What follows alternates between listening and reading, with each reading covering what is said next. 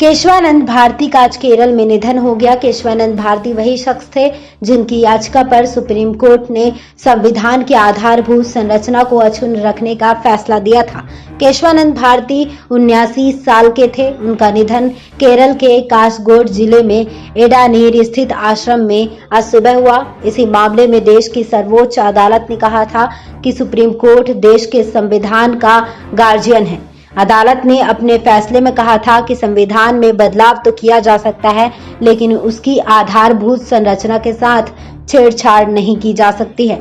79 साल के संत कासरगोड में एडनेर मठ के प्रमुख थे। उनका पूरा नाम केशवानंद भारती श्रीपद गालवारू था। गृह मंत्री अमित शाह ने भी उनके निधन पर शोक जताया है। केशवानंद भारती ने लगभग 40 साल पहले केरल सरकार के भूमि सुधार कानून को चुनौती दी थी। इस मामले में सुप्रीम कोर्ट ने कहा कि खुद सुप्रीम कोर्ट ही संविधान के मूल ढांचे का संरक्षक है। इस मामले में सुनवाई के लिए सुप्रीम कोर्ट में 13 जजों की अब तक की सबसे बड़ी बेंच बैठी थी।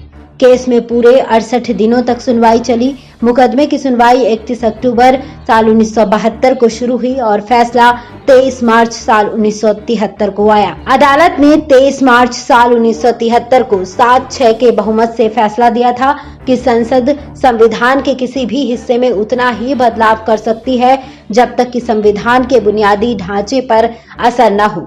इस फैसले का निष्कर्ष ये निकला कि संसद के पास संविधान को संशोधित करने की शक्ति है, लेकिन यह तब तक ही प्रभावी होगा जब तक संविधान के मूलभूत ढांचे में किसी तरह का बदलाव ना किया जाए।